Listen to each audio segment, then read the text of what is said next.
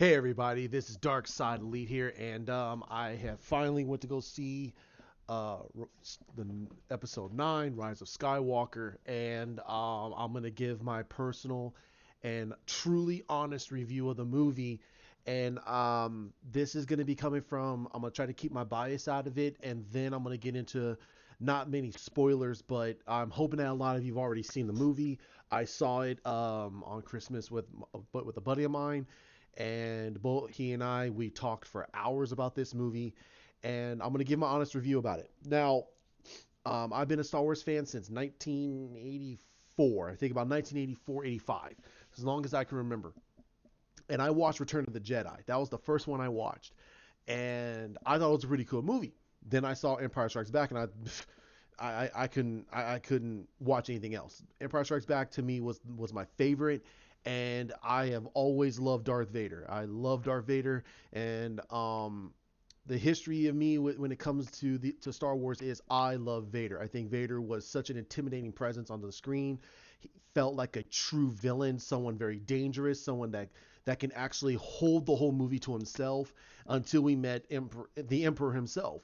And the Emperor himself was one of the most interesting, cool villains I've ever seen, and he's still quite possibly one of my favorite truly Star Wars villains. And I don't think a lot of villains can ever take over for him. Now, I get to and then I watched the prequels. And I liked the Phantom Menace because the scene with Darth Maul versus Qui-Gon and Obi-Wan, one of the best fighting sequences I've seen in a long time. Then we get to Attack of the Clones, and I didn't like that movie at all. I felt that it was very slow.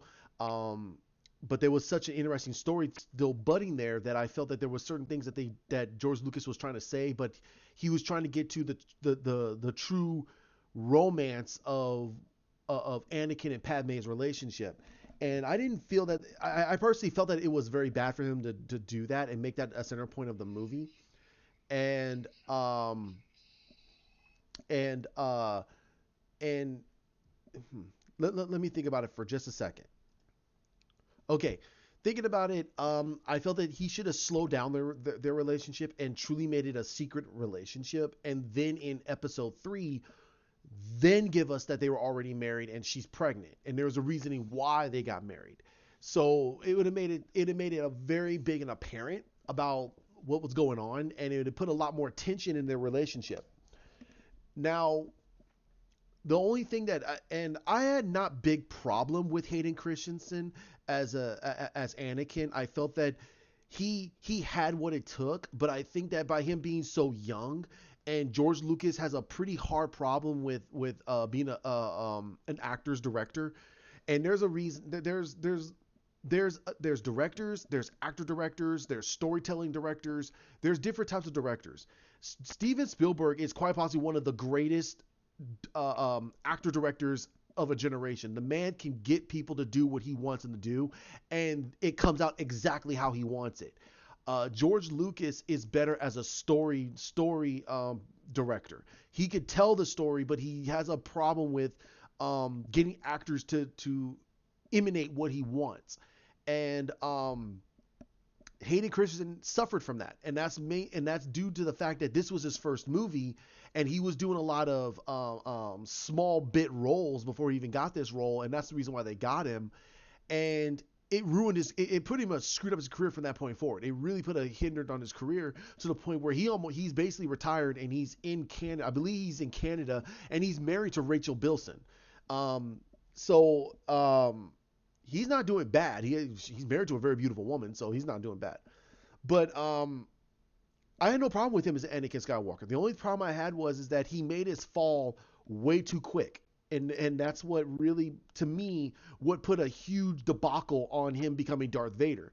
It really did not cement that there was a huge problem, and his fall to the dark side should have been something momentous. But it just felt like he just fell to the dark side. He just did it because he was scared of the fact that the Jedi's were going to come after him and what Palpatine said. Oh God! So it was a lot of problems with that. To me, there was a lot of problems with it.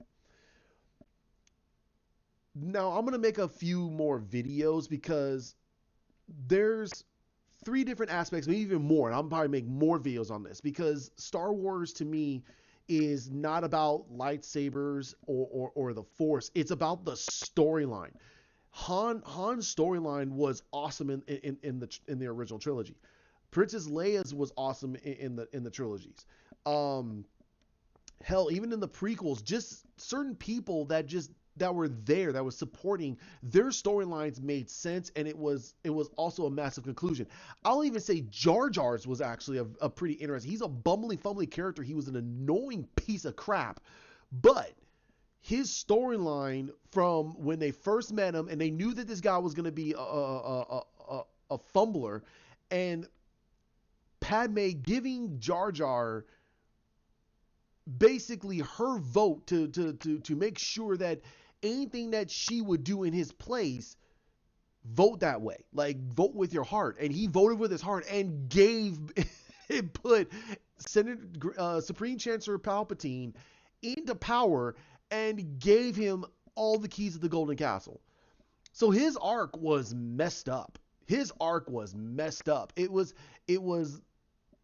he created the empire. That's the way you got to look at it. His vote was the deciding vote. That was the whole reasoning why it had that scene where it was on him, and he had to make a decision because he said that will someone be courageous enough to give him the power to be able to stop this war?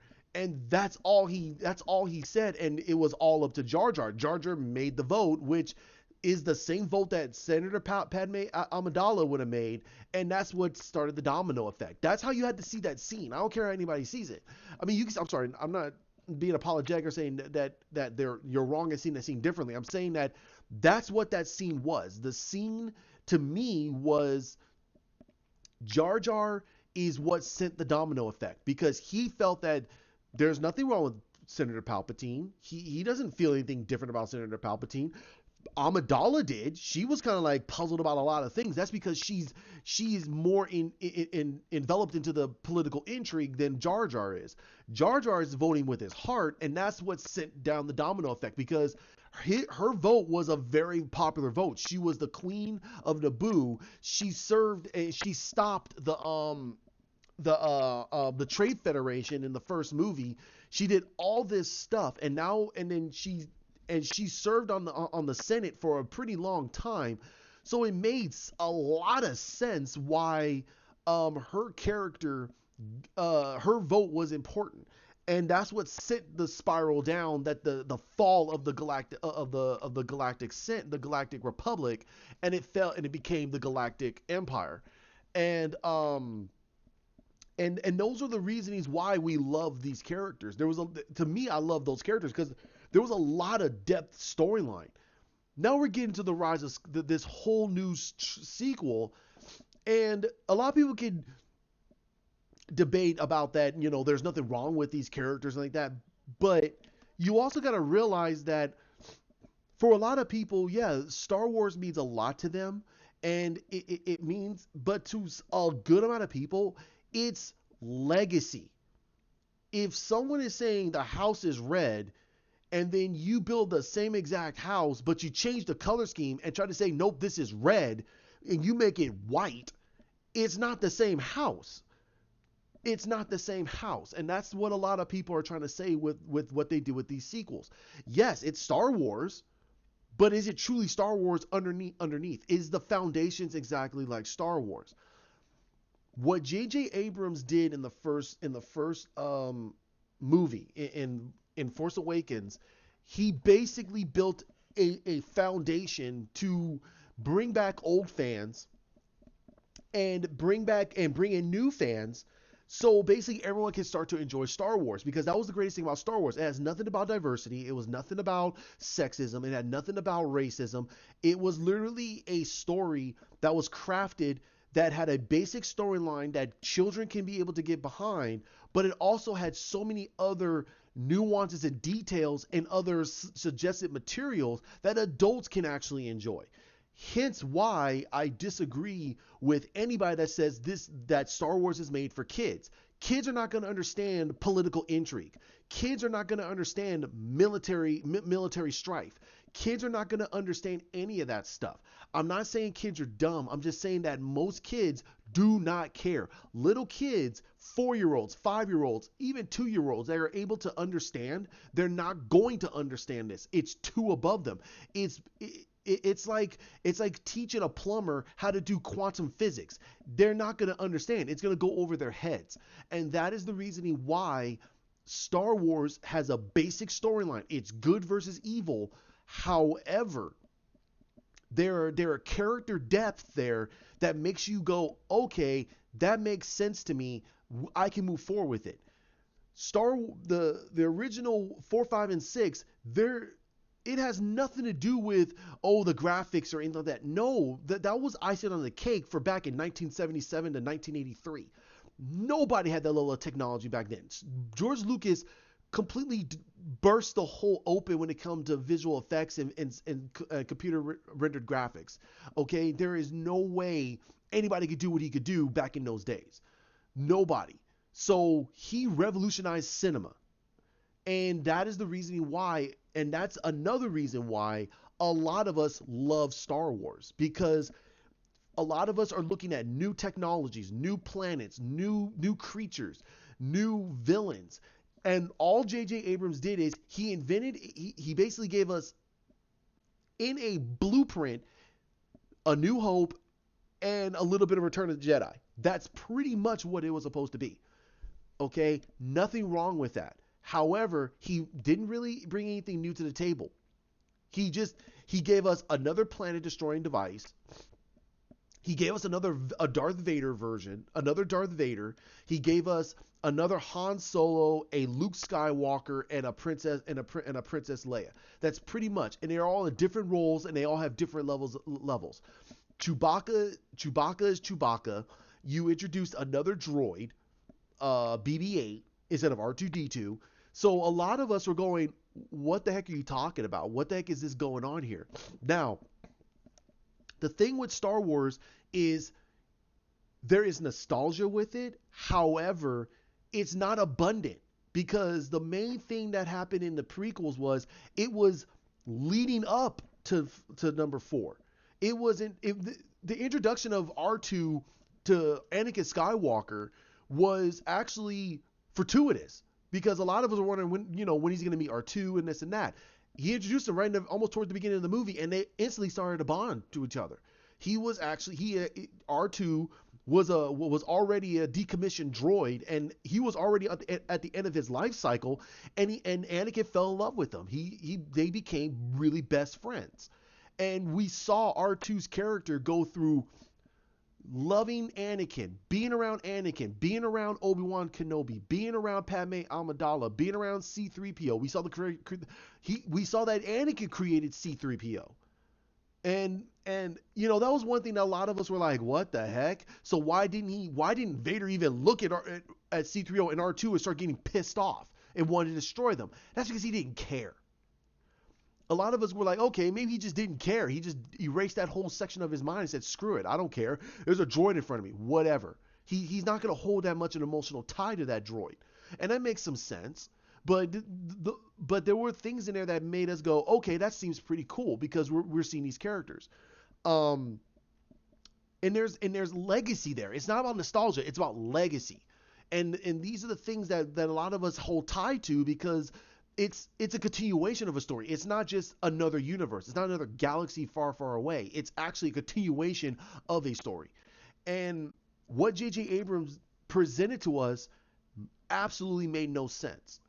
And I do agree with Mark Hamill when he said, what happened to the most optimistic, the most happy-go-lucky, the most courageous Jedi at the end of Return of the Jedi? What happened to that guy? He doesn't understand, and that's what the Last Jedi went into. Now, I'm gonna go lightly into Force Awakens, a good amount into Last Jedi, and I'll give you guys a full understanding of what I feel about Rise of Skywalker. Now, Force Awakens, it's a really good, decent flick. I will say that till I'm blue in the face. It's a good, decent flick. It didn't bring that much to the table, but it actually brought back the people to the table to see what Disney was going to do with this franchise. And I do have some problems with it, especially how they did Rey. Rey's character, without a shadow of a doubt, is a Mary Sue. She is a complete Mary Sue. And um and I'll get into that in another video. And I'll call it "Is Rey a Mary Sue?" And I'll write that down, and I'll try to make a video of it as soon as I possibly can. I might make it on Sunday, and I'll have it to you guys probably about Sunday or maybe on a Monday. But I'll try to get some videos out for you guys. But I'm gonna make a good amount of videos about this because she is a Mary Sue. And the major problem is that Anakin is supposed to be the most powerful Force user in creation. That is his purpose. He's the chosen one. He's supposed to bring balance to the Force. He's extremely powerful. And not even he could do half the crap that she can do. He couldn't do it. How the heck is he the most powerful Jedi, the most powerful Force user, someone that Palpatine, Obi-Wan, and Yoda and Mace, all the Jedi admitted, no, he is extremely powerful. He has the highest midichlorian count if you want to go by the prequels.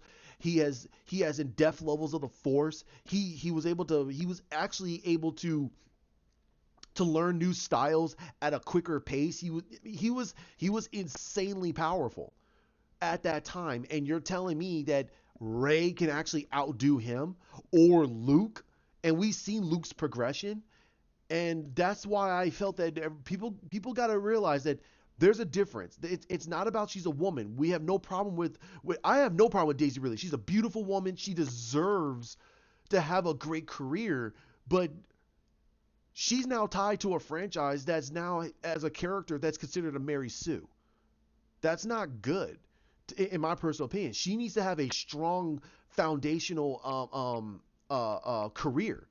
She can't be tied to something that means that the first character she's ever played, she's considered a Mary Sue. She is compared to what we see as a character that she's too powerful. She's too perfect. She doesn't go that much strife. She goes through emotional strife, emotional turmoil only because the story dictates that she has to. But she overcomes it like in a flash of light. And that's why I'll make a video called "Is She a Mary Sue?" And I'm sorry, excuse me. I'll go into Anakin and Luke and her because the prequels revolve around Anakin, the original trilogies revolve around Luke, and these sequels are revolving around Rey. And why I think she's a Mary Sue comparable to the growth of Anakin and Luke, because it makes sense to what we see. Now, The Last Jedi. Now, I completely talked to a few people about it, and I'm gonna say Last Jedi is complete turd. It's crap. It is complete crap, and not because of misogyny or against Rose Tico. I have nothing to, I don't like the character. I like Kelly Marie Chan. I think she's a happy girl. I hope that she has a great career ahead of her. But let's be fair. Just because Rose Tico's in the movie doesn't mean that the movie was crap. No, the story was crap. What Rian Johnson did is he looked at the Force Awakens and he said, I don't like that crap, and he made his own movie. That's what he did. He made his own movie. It made no sense to what was going on from as a continuation to the story of the Force Awakens. It makes absolutely no sense. And you had a 2-hour movie based on a chase sequence when they could have easily just blew them out of the sky. Who the heck cared? And moved on. One guy even mentioned it, like, "Hey, why don't we just blow them out of the sky?" And he says, "No, I want to chase them, to make them to chase them to the very ends of the galaxy if we have to, so they can run out of energy, and then eventually, at the end of the rope, they will blast them out of the sky." I'm like, that's a waste of our time and that's a waste of our resources. Blow them out of the sky and let's move the hell on. I mean, what the heck are we doing for all this time, wasting our time? There is no Empire. I mean, literally, you could go back to the original Empire. Under Palpatine and Vader, there's no way any of those Moffs or Admirals would waste Empire time doing that level of a chase scene, and just to do it, just to lord it over them. They wouldn't waste no time. Blow him out of the sky and let's move the hell on. Tarkin would say, blow him out of the sky. Vader would choke you from a distance and force his men to blow them out of the sky and let's move the heck on. And they would never get a video from the Emperor and him telling them, why don't you just blow him out of the sky? If he says, blow him out of the sky, blow him the heck out of the sky and move the hell on. That made absolutely no sense. It makes no sense to Hux's character. It makes no sense to the First Order. They have no way of getting any help. They know this. The First Order knows this. Nobody's gonna take on the First Order. You established this in Force Awakens when they destroyed the 3 planets in the core worlds. They destroyed it. They proved that we were that strong. They lost the Starkiller base. Whoopie freaking do. They still have a massive army. So why the heck would even if they lost the Starkiller base, they still know these people have a massive army. You established this. Abrams established this. Rian Johnson just took it and went, and went on his own way. And it made no sense. No sense whatsoever.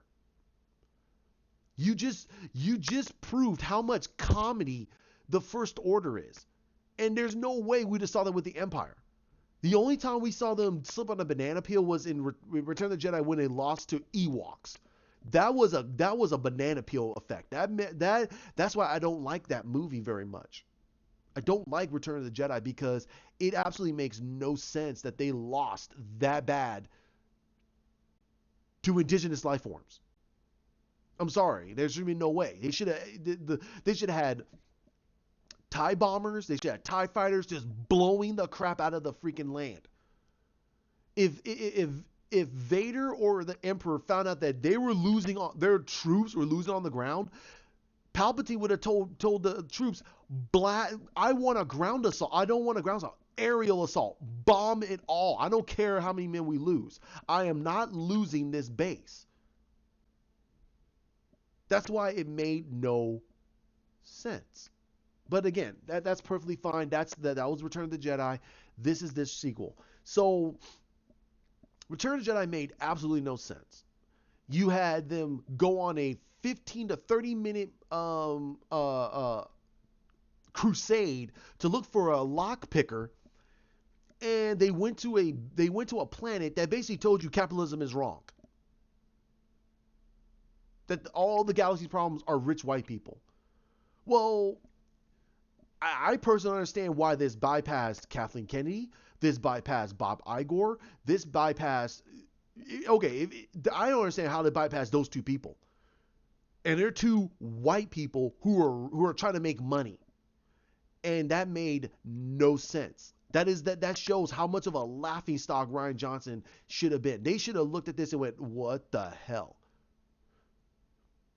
But they thought that the fans are too stupid to understand what this movie is about. It's Star Wars. Whoopie freaking do. Just move on.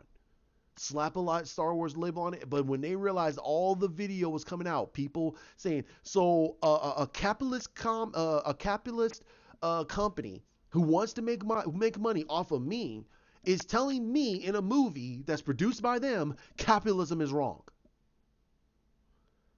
That makes no sense. That's why it's laughable. It's not laughable. It's laughable on all fronts.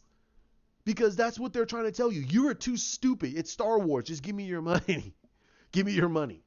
And that's what's going on. And I think that was the straw that broke this crew's back. From Daisy, from Adam Driver, John Boyega, Oscar Isaac, even we lost Peter Mayhew, but you could tell they knew, like, what the heck, this movie was utter trash. But they're all being professionals. They moved the heck on. So now we get to Rise of Skywalker, and to be perfectly honest, me and a buddy of mine, we talked about it for hours. We agree, this movie cannot be taken seriously. This is a comedy. I will link Doomcock. He is completely right. This movie is a comedy. You cannot look at this as a serious movie. This movie makes absolutely no sense to the canon of Star Wars. It makes no sense to the established canon of its own trilogy. The only thing that makes sense is Rey is a Mary Sue. Rey is the most powerful Jedi alive, and she's more powerful than Anakin Skywalker. She's more powerful than Kylo Ren. She's more powerful than the villains of all the movies. That's just the way it is because obviously Star Wars is made for kids, and Freddie Prinze Jr. is right that the Force wills everything. That the Force did not want Anakin Skywalker to be the chosen one. They chose Rey because that's just the way it is. You know who the Force is, right? The writers. The Force is the writers. The writers dictated that Anakin Skywalker is not the chosen one anymore.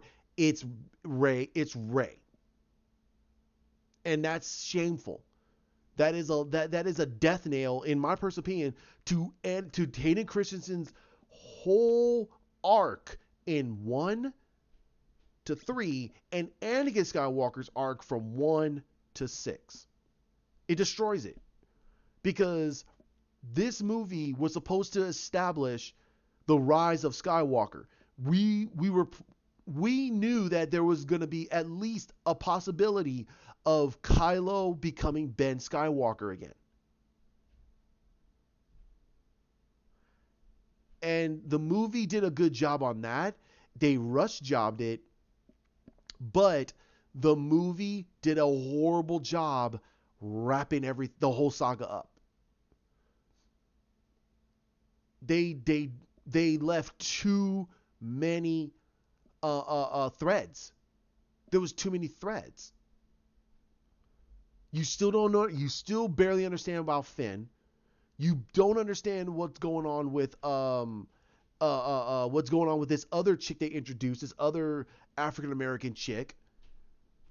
She's the same as Finn. She's an ex stormtrooper. Okay, and what happened to him happened to her.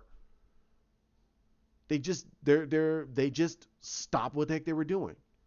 Now there's some speculations, and J.J. Abrams admitted the speculations. I'm not going to say anything until it's completely confirmed. But that to me shows that nobody in this trilogy, nobody at Lucasfilms, nobody at Disney knew what the heck they were doing with this trilogy. Rise of Skywalker. Now, here's the thing. Rise of Skywalker, and I'm not going to get into a tirade, but Rise of Skywalker is dimensions and universes better than The Last Jedi. It's a lot better. This should have been the movie we got for instead of The Last Jedi. And the Rise of Skywalker, or the Fate of the Force, or whatever the number 9, that should have been the continuation of whatever at the end of this movie.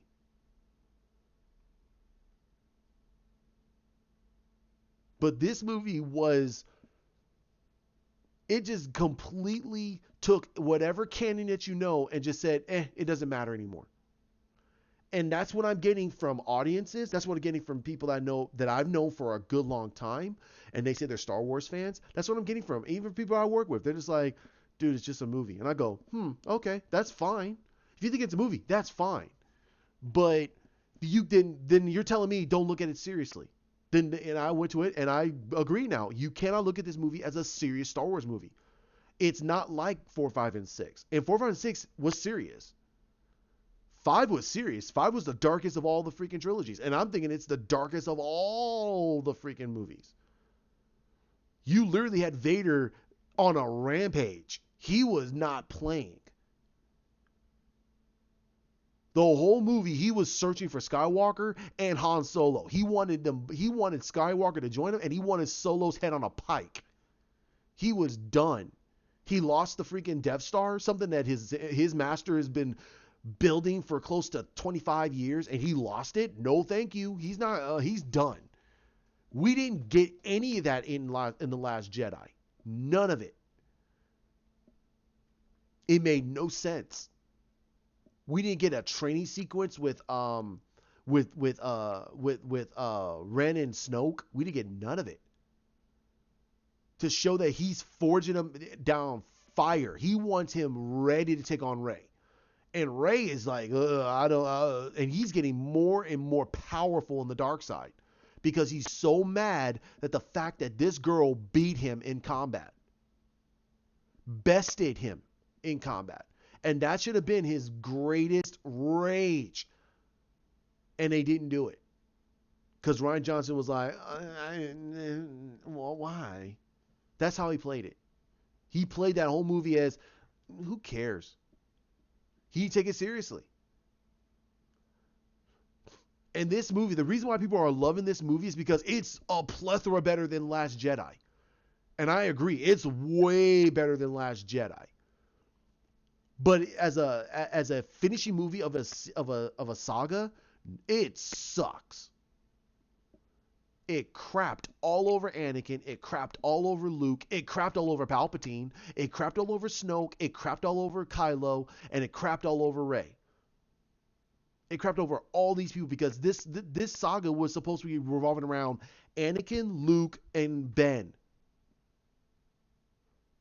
And they took Ben's story out and put Rey's in there instead and made her the center point, which she should have been there, but the center point should have been around Ben.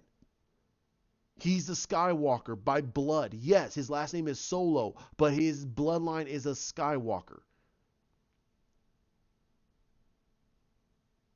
And they didn't get into the depthness of the wills. They didn't get into the depthness of what the Force is. They didn't get into the depthness of what was Anakin's true role. Was he supposed to fall down to the dark side? What was his true role?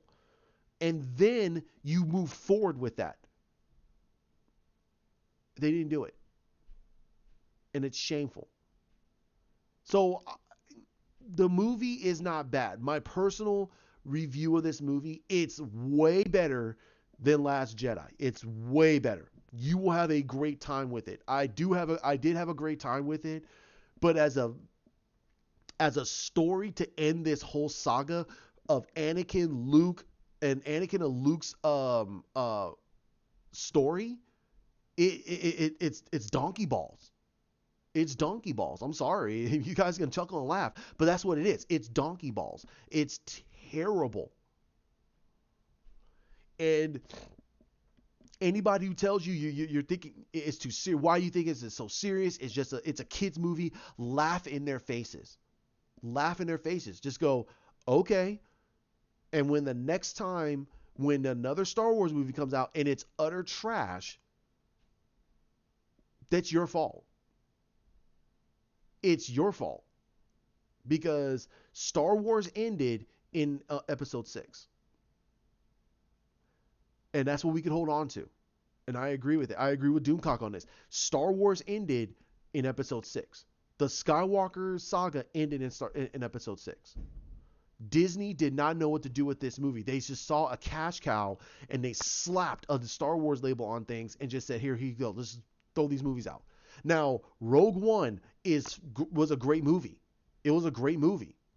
I had some problems with it. I felt that they really screwed up on the last sequence of the movie. They should have had Vader just completely going ham on the beaches of that planet, killing people. And you had Donnie Yen's character go, it's time. And his friend says, no, it's not time. He goes, no, it's time. It's time I fulfill my destiny. And he provides, he was a Jedi. He was a Jedi master this whole time. He's been in hiding from Vader because he was confused. What was his role? He lied pretty much, saying no, but he was on that planet as a guardian. No, he was a Jedi freaking Knight. The only one who knew was his best friend. He was a Jedi Knight. That would have been everyone would have cried in that scene because we all know there's no way he's gonna get past Vader. There's no way. Vader would chop him in half. And the only reason why he's good is the fact that he used the Force to echolocate, which actually makes Vader go, oh my God, like he's fast, he's powerful. And you're watching Vader completely just go destroy everything. You're seeing the full wrath of Vader because he's pissed. These people are taking the plans of the Death Star. Nope, not happening. And they're running for their lives because this guy's giving them at least a few minutes, of leisure to run. And that would have been the most tenseful. It would have been the most heartbreaking. It would have tied so much emotion in you because you watch this man sitting there telling them that everything's part of the will of the Force. And he's chuckling, getting to know everybody and everything else. And then he reveals he's a Jedi Master. And he now understands that this was his destiny. It was all this to lead to him confronting Vader to slow him down just long enough so his friends can run and provide the plans of the Planet Buster. He didn't think it was going to be like that, but he realized that this was the will of the Force. That would have brought tears to everyone's eyes. Tears to everyone's eyes, knowing that this man was a Jedi Master. And he's willing to sacrifice himself for the greater good, like a Jedi would. That would have been heartbreaking. His friend is watching him take on Vader, and he says, "You know what? Screw it." He's gonna run forward, and he tries to blast any of the stormtroopers that are trying to attack him while he's fighting Vader. He's blasting every single one of them. So he gives his friend enough time to be able to at least fight Vader. But he gets blasted, and then he sends it in the Force and realizes his friend is dead. And then Vader says, "You have no escape." And he's like, he literally tells him. He goes, and he looks, and he realizes he knows who he is. He goes, and he smiles. He goes, "I know who you are." And Vader goes, "It doesn't matter." And that's it. He goes, and he smiles because he knows. He sees in the Force. He goes, "Your fall will not come to the one you think it will be. It'll be the one closest to you." And he smiles and he lets himself get cut down. He gives him the phrase that makes you understand right off the bat. This man just saw that Vader won't be defeated by his son. Vader will be defeated by Anakin Skywalker. That's what the line is. That would have brought a lot of tears to everyone because that's a tie. That man he saw into the Force and realizes that all of this will not be in vain. It will happen. He now sees into the Force. He saw everything in the Force. He saw everything all the way up to Vader's defeat. And the Emperor, he saw it all. He goes, that's why he smiles. That'd have been something that everybody discussed. Like, what was he smiling about? Right there, he saw into the Force. He saw everything. By him letting them get away just long enough, it made him see, it gave him the clairvoyance to see everything that was going to happen. Vader was going to lose to himself. He was going to lose. The Emperor will lose. The Empire will fall. The Jedi will rise again. He sees it all. That would have made Rogue One phenomenal in that third act. And then you still could have put in that whole situation where he went to the ship and completely just starts raping everybody in the freaking scene. And you see him just screaming out, "Bring it to me!" And he's just throwing people around, lightsabering everybody. That would have scared the crap out of anybody. And he's sitting there yelling, "I want the plans. Bring them to me." And you're like, oh my God. They're sitting there screaming like, "No, run!" And as they're jettisoning out, he uses the Force to hold it in place, and he's bringing it back using the Force to bring the ship back. He's straining with it, and you see him straining. You see him going. You're like, what the hell? That would have made everyone go, my God. Like, that shows how powerful Vader is. And it's not disputable. You can't go, "Oh, he can't do that." It's Darth Vader. Get the heck. Yes, he can do that. And it made sense. He's the chosen one. But now, what they did in this movie, what they did in this trilogy is they showed various techniques we have never seen before. Kylo was able to stop a blaster bolt and keep it paused there for as long as he wished. We have never seen a Jedi do that, or a Sith. And those were cool. It made sense. We're like, okay, this guy is very, very powerful. It wasn't out of the norm. He just used he was able to pause it however long he wished, and it made sense. I was perfectly fine with it.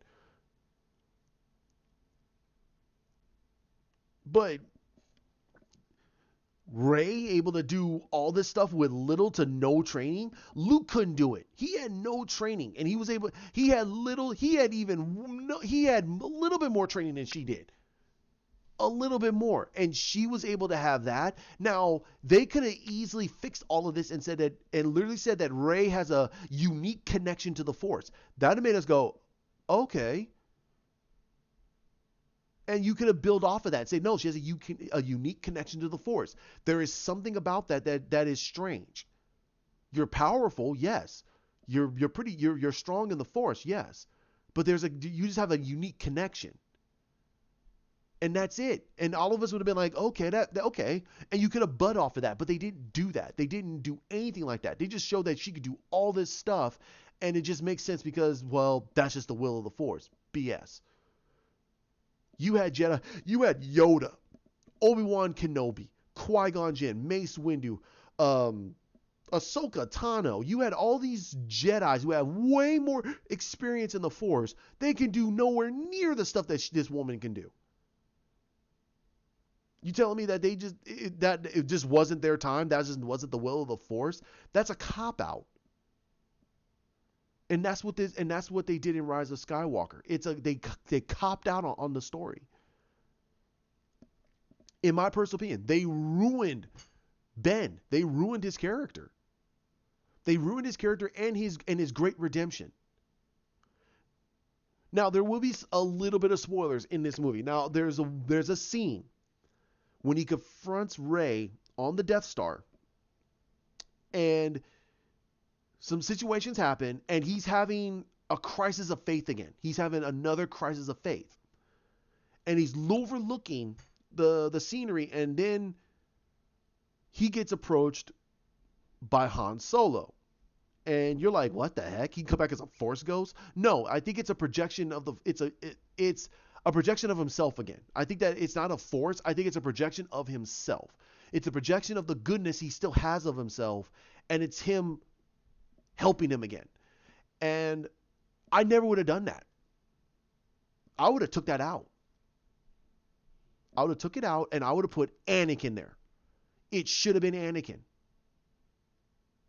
And Anakin should have been the one in a Force ghost, and revealed to him that it was him. And he reveals to him. Okay, there was a scene in Return of the Jedi where Luke talked to Obi-Wan and said, "Why didn't you tell me that Vader was my father?" He goes, "You said my father died in the Clone Wars. You said that Vader killed him." He goes, "Well, yes, he did kill him in a point of view." He goes, "In a point of view?" He goes, "Luke, you're going to understand that every decision that you make and everything that you're going to see is always going to be from a point of view." And he tells him truth. This is what happened. And this is exactly what they could have done as another way of getting Ben to start to see the truth. You have Anakin go, "Do you now understand?" And he's standing there, and you see him, and he's sad. And he goes, "Grandfather?" And he goes,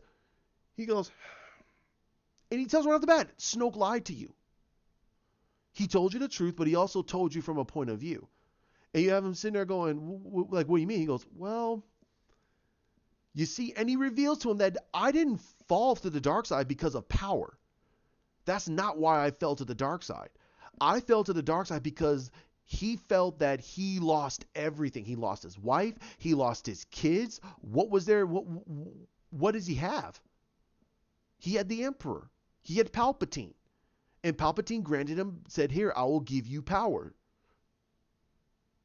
to bring stability and peace to his empire." And that's what he fell for. That was the gag. He says, "Now I understand what Yoda was telling me all those years ago. That I should celebrate. If anything ever happened to Padme, I should have celebrated her death. I should have let it all go. I didn't because I didn't want to." You need to let go of it. Snoke lied to you.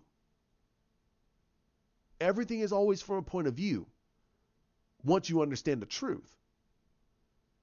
I fell to the dark side because I lost my family.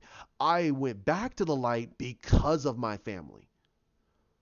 Luke made me remember why I took the lightsaber to become a Jedi. He made me realize why I fought in the Clone Wars, why I did this, why I did that. And you see Ben just sitting there starting to get upset and start to realize like, oh my God. He goes and he literally tells him right to his face. He tells him right to his face. He goes, you think that you've caused a lot of destruction while you were Kylo Ren, but I can tell you right now, I've done worse. And the Force saw. And he says that the Force saw still some goodness, that I could still be redeemed, and I could see the same in you. Hence why I was doing everything I can to pull you back to the light. And it says right there, that's been the pull that whole time. He says you could never truly get involved because he wanted you to make the decision. My son messed up. And he knows that he messed up. And while you have Anakin talking to Ben, you can have Luke talking to freaking Rey. It'd have been fine. I was fine with some of that scene. And Luke is telling her, yeah, I screwed up. All of this was my fault. Because I forgot the lessons that my masters taught me. And I forgot the ultimate lesson of when I fought my father. I should have been trying to save him, not trying to kill him. And you had these parallels. You had Anakin saying, no, my son saved me from eternal damnation. While you have Luke sitting there saying, yeah, I saved my father from eternal damnation. And I was sending my nephew down that same path. I was wrong. And I think a lot of us would be like, wow. And you would have had Anakin walk up to his grandson, put his hand on his shoulder and says to him, I know you care about her a lot. I can sense it in you. He goes, at one point, I still long for her, for my Padme. And because of my son, I'm able to be with her always in the Force. And he gives him his blessing. He tells him, let it all go. Be one with the Force again. Be one with the light. And you will become the most powerful of all of us. And you have Adam Driver just looking, and he puts his head down, and he realizes he's wrong. And that's when he throws his lightsaber away. He throws away his lightsaber. And as he turns around, it says grandfather, and he turns around, he sees his grandfather gone. And that's when then you have Adam Driver's character standing there, and he's, shocked, bewildered, and he's thinking like, well, was this all in his head? And then he says that he doesn't know if he has the strength to do it. And he says, you do, my grandchild, because the Force will be with you as I am with you always. And he nods and he walks off and he realizes what he has to do.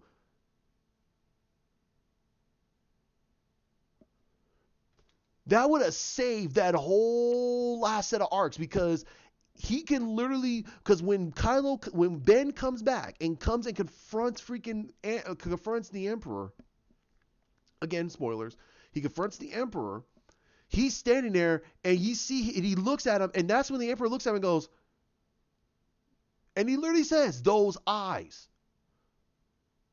And you see him snarl and goes, he senses that it was Skywalker this whole time.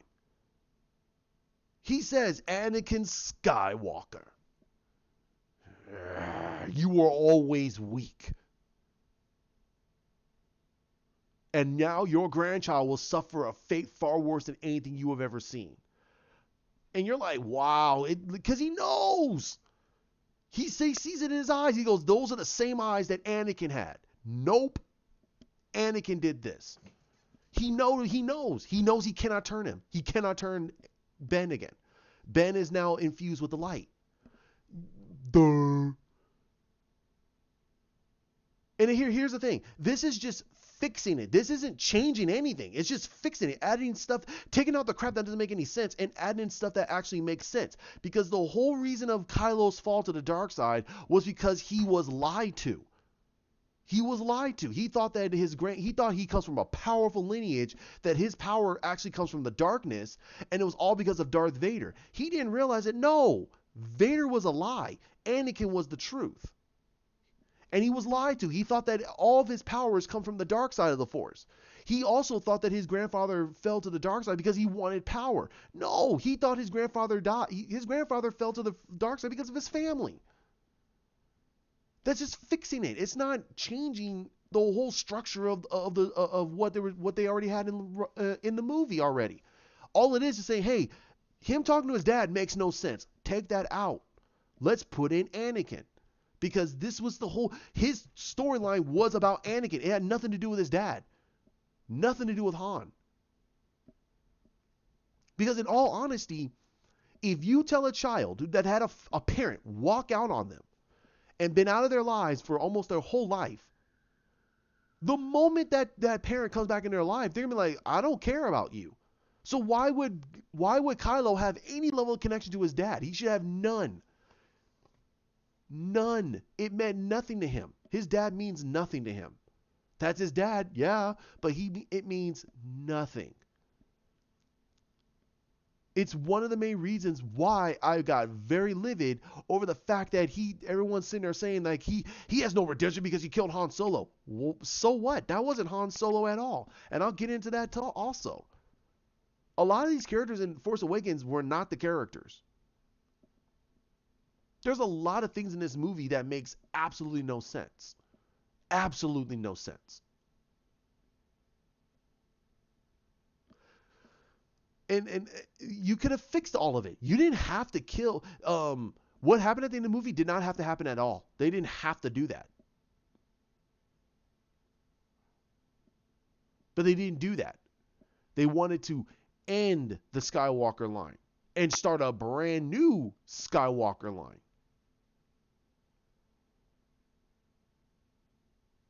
And then I'm seeing a lot of Star Wars apologists making videos saying, well, is it this and this? No, I think they screwed up Anakin's legacy. Pretty effing bad. Bringing back Palpatine was the worst thing they ever did. Watch the movie.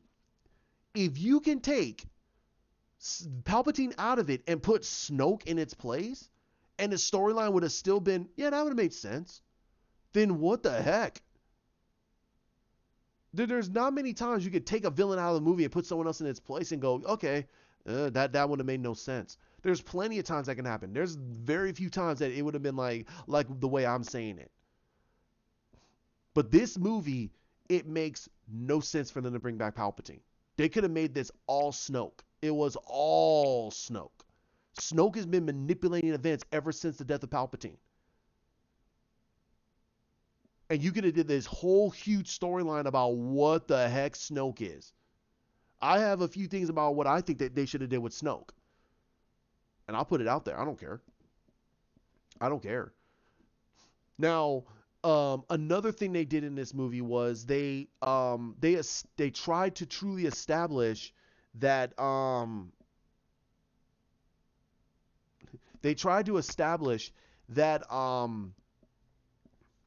a lot of storyline with Rey, so you could feel this emotional connection about her character. You kind of, in a way, you kind of don't. You kind of don't, because you already know that she'll just get past it with little to no effect. In my humble opinion, my honest opinion, I think Adam Driver outacted everybody in this movie. He outacted everybody in this movie. You felt his emotion. You felt his pain. You felt where he was at. You felt his, what happened to him. You felt everything. because he put everything into this character. He put everything into where this guy was going and how it was going to happen and how it was going to truly end for him. And he did it very, very well.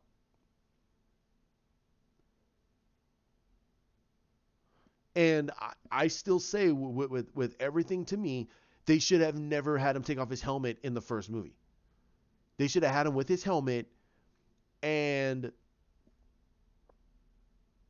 she destroys the helmet and reveals his face for the first time in the movie. And that would have made everyone go, wow. So the second movie, it would have been all him without the mask. And in this movie, he puts back on the mask. So this is one of those things that I really, really, really feel that they in my honest opinion, they did not sit down with a game plan, like where they were going with this trilogy. And if they did, if J.J. Abrams did do a great blueprint and a great foundation, Ryan Johnson completely came in and just peed all over that foundation and put mud and sticks and fecal matter all over the freaking foundation, and then put a house and try to place the base of a house and laugh while doing it, screaming out Crayola crayons. That's what he did with Last Jedi. And then Abrams had to come in and go, oh God. He had to chuckle and laugh and completely resubmit a brand new, go back to his original concepts and then build a brand new house. But it wasn't, but it was nothing comparable to what he was trying to do because he had to bring certain things back into motion. And I'm going to say right here and now, I'm sorry, it's going to be a spoiler. I will put the tag in as a spoiler. They do not explain how Palpatine comes back. Never did. Not even in the movie. They said, yeah, I died. I died before. Okay, how'd you come back, bro?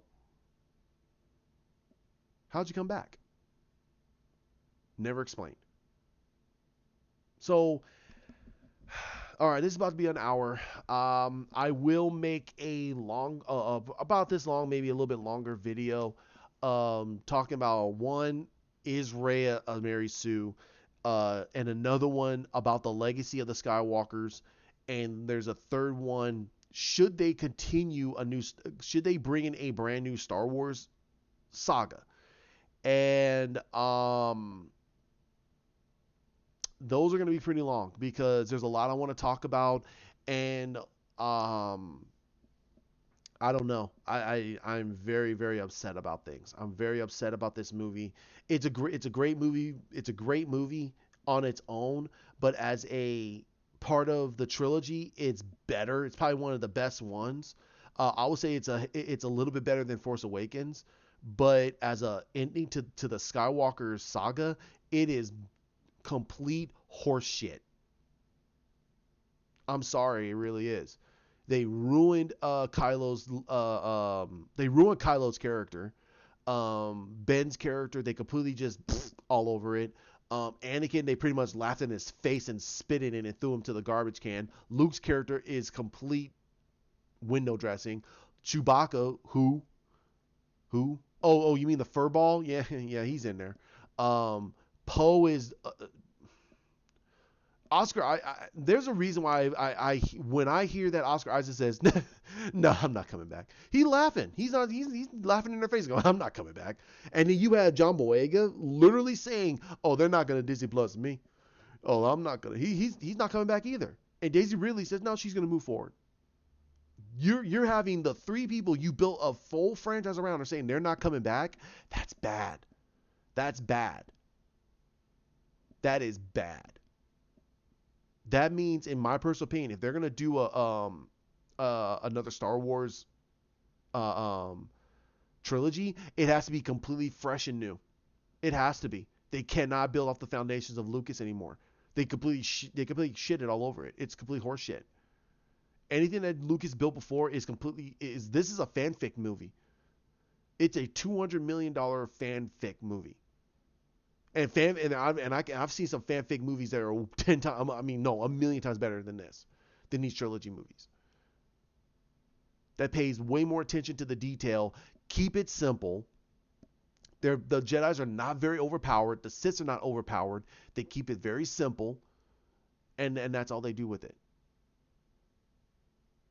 The lightsaber sequences are pretty good. It's nothing spectacular because again, they can't make it. They have to spend. I mean, 90% of their budget will have to be the lightsaber duels. And why? Who? I mean, it's the story. There are some that I would say, dude, I would love to drop them some money to say, hey, keep this going. I would love to see a TV series with them with some Jedi's in it. But this what Rise of Skywalker did. It just infuriated more the some of the fans that just want a good Star Wars film. They don't want just Star Wars. They want a Star Wars story film. They want a story that makes sense to the original stuff that was already preconceived. They don't want overpowered Jedis. They don't want Superman level Jedis. They don't want God Jedis or Siths. They just want something that they have not seen before that keeps it simple. It just keeps it simple. You can introduce new techniques. You can introduce a new force power, something that we've never seen before. The one thing that I felt that was really cool was the force bond. But they didn't have to introduce the fact that she can Jedi heal. She didn't have to do the whole, oh, she can now, they can now take things within the bond, and now it's in one from one reality to the other. That makes absolutely no sense. It's just way too powerful. And Force Ghost able to materialize and interact with the physical world. If that was the case, in that way, why couldn't Obi-Wan help Luke fight Vader? He'd be like, yeah, I can take care of it. Zzz. Oh, I can stop his freaking blows. Hey, what the? There goes his hand.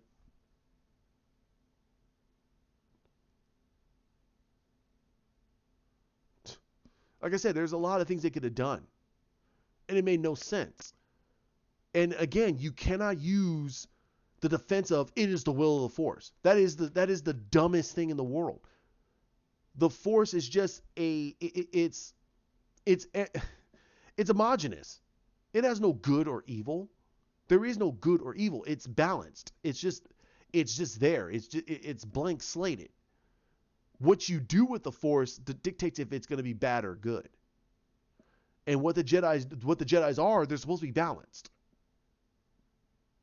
And what the Sith are, they are an ill balance. They're selfish. They're selfish people. And the whole thing throughout all the sequels, it doesn't feel like anything's balanced because Rey's character is not balanced. She's not. Because the whole purpose of a Jedi is to combat fear. They're supposed to overcome their fears and let go of their emotional attachments, so they can ascend to a greater state in the Force. Hence why they can be able to manifest themselves back as Force ghosts. That's the whole principle. And Rey has not conquered it. Kylo should have never been able to do anything he's supposed to do. There's a lot of things in that movie that makes you go, huh? Just because you're strong in the Force does not mean you can achieve these levels of power.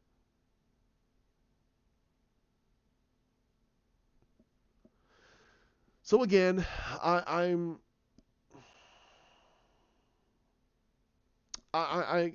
still say this movie is a comedy. This movie is a comedy. It's not meant to be taken seriously.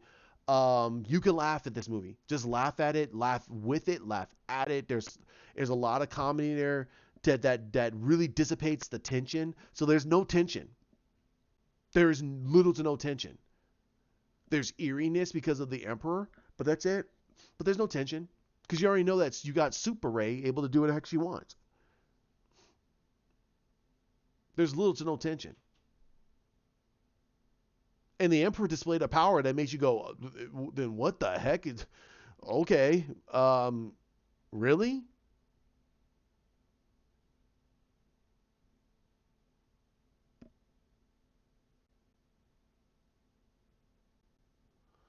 So I'm gonna leave it there. I'm solemn thinking about this. I'm very solemn. I'm very upset. I feel that um, Disney Disney did exactly what a lot of us thought that Disney was gonna do. Just slap a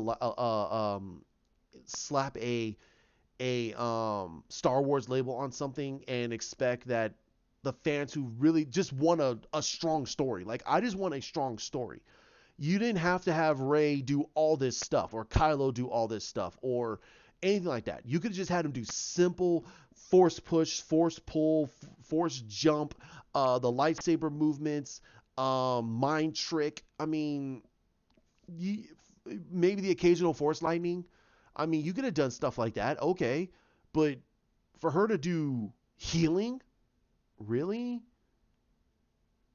and um, and her able to, and he and her are able to phone call each other anytime they wanted and be able to pass off notes in the middle of the class. I mean, that made that to me that made absolutely no sense.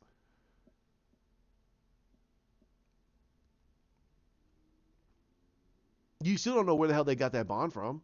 Was that from her? Was that from him? Was that from the Force? I mean, who? Where did this bond come from? And there's a lot of things in that movie that makes absolutely no sense to a story principle. But from people who don't give two S's, okay, this is a masterpiece. If you don't give two S's, this is a masterpiece. The Last Jedi is the greatest. Who WTF? Who gives a flying hell? Who gives a flying um of all time? It's the greatest story of all time. And this is the second best of Star Wars. But when you get stories like freaking Empire Strikes Back. Hell, I'll even say Force Awakens. Force Awakens is not that bad. There's some problems, but it's not that bad. And I'll even say A New Hope and Return of the Jedi. The Phantom Menace is it's not that good. Attack of the Clones is terrible. But this, oh god, if you give two S's, this movie is not that good. Storyline wise, it doesn't answer any questions. It leaves everything that's still at the door.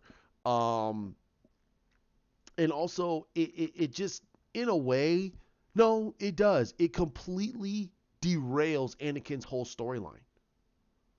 What was his purpose? His purpose was to bring balance to the Force, right? Well, he in a way did, but did he really bring balance to the Force? Because apparently, we had Snoke and Emperor Palpatine around, and then his nephew, and you only had two Jedi's. And then the whole purpose was that Maz Kanata said, and it made sense, is that the Force was deafening and something awoke it. And you're like, okay, that made okay. And they thought it was Rey. And you could have bounced everything off that it's supposed to be Ben. All of this was about Ben. This is a Skywalker saga story. This is not about Rey. And they started with Rey and they ended it with Rey. That means that this whole trilogy was about Rey. It had nothing to do with Luke, had nothing to do with Ben, it had nothing to do with Anakin. So this is not a Skywalker saga storyline. It just had it. They are a catalyst, but that's not what it is. The 1, 2, and 3 were about Anakin. 4, 5, and 6 are about Luke. 7, 8, 9 should have been about Ben, and it wasn't had nothing. It had barely anything to do with Ben. Ben was basically a second in his own in the whole trilogy, and it's terrible. So like I said, like, comment, share, subscribe down below. Hit that bell. I'll try to have some more videos out as soon as I possibly can. Again, this is my honest review. I'm not saying it's a terrible movie. I really am not. I'm not saying it's a horrendous movie. I'm saying that from a perspective of a whole saga to wrap the whole saga up, it's terrible. But as from a trilogy perspective, it's better out of the whole. It's probably no, it is the best out of the whole trilogy. But from a saga standpoint, it's absolutely laughable and terrible. And it completely destroys George Lucas's work. I'm sorry, that's what it does. It destroys Anakin's arc. It destroys Luke's arc. It laughs at Ben. Like what was what was he in there for? They should just lopped his head off in the second movie and moved on. And then it cool, move on. So that's how I firstly feel. If I'm gonna rate this, okay, this is gonna be the tricky part, and I'm not. And again, I'm gonna take my bias out of it. As a movie itself, it is a solid 7.5, maybe even an 8. Trilogy, it's an 8.5. Saga, it's a 4, and that's being fair. It's a 4. Now, it'd be lower than that only because of how Super Mary Sue Ray or Dipsy Doo freaking Finn and whatchamacallit Kylo Ren and Kumbaya Poe Dameron. It just there's a lot of things in this movie that from a saga perspective it makes no sense to these characters. But from a movie standpoint and from a trilogy standpoint, it's it's a meh. A movie standpoint, it's good. Trilogy perspective, it's meh. Saga, oh jeez, it's an eye roll, and that's being perfectly honest. It's not bad as a movie. It's leagues better than freaking Last Jedi, and I'm gonna leave it at that. All right, you guys have a great one, and again, look out for those videos. I'll try to have them out as soon as I possibly can. Again, I think my next one will be about